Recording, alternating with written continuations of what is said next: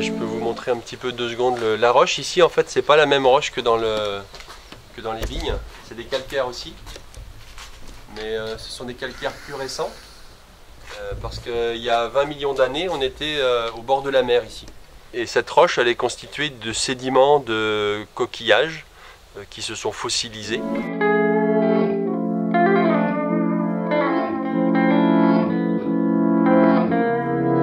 Et c'est une roche qui a été utilisée très tôt ici. On a des datations. Les premières caves, elles ont été creusées au 6e siècle.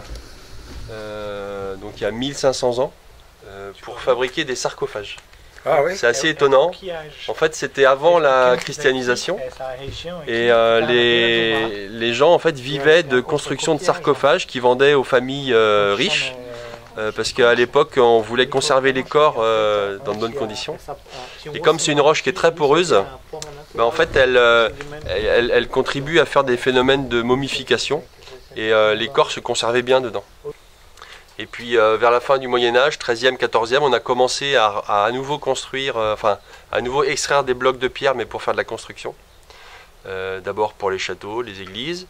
Et puis le grand boom, c'est 18e, 19e siècle, où là on a construit la ville là, de Douai-la-Fontaine en sortant beaucoup de pierres.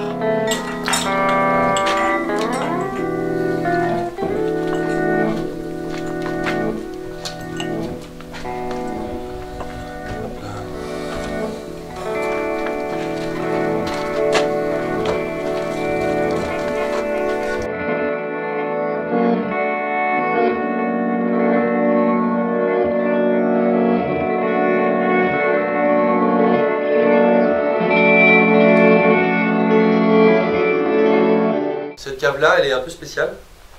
En fait, c'est une église souterraine. Ah oui. Si vous faites attention, elle est taillée avec la nef, les transepts et le chœur. Ah oui, c'est vrai. Vous voyez? Il y a même la sacristie là.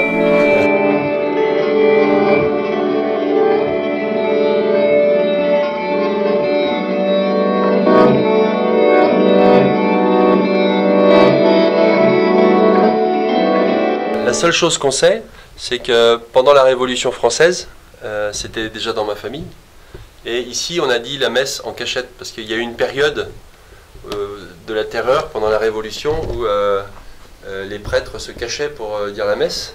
Ah oui. Alors ici, ça s'est transmis dans la famille qu'ici on disait la messe en cachette, parce que comme le village est creux, il y a des galeries partout, les gens pouvaient se donner rendez-vous de façon secrète et discrète pour écouter la messe.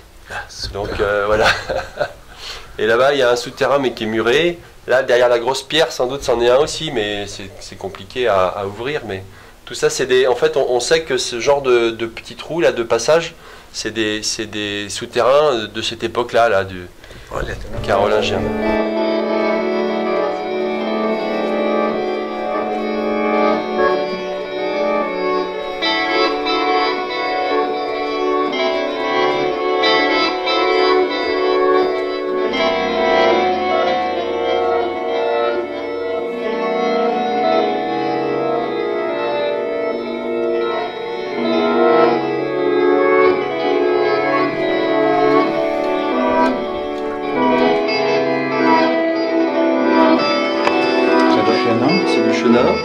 C'est la cuvée qui s'appelle Jurassique, qui vient de la pierre frite.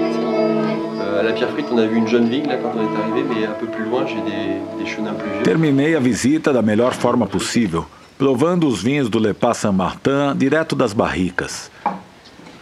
Sem dúvida, dos melhores Chenin que já provei. Donc ça, c'est un chenin qui est sur lie entière. En fait, on est sur les lits de fermentation toujours. On les a bâtonnés un petit peu à un moment.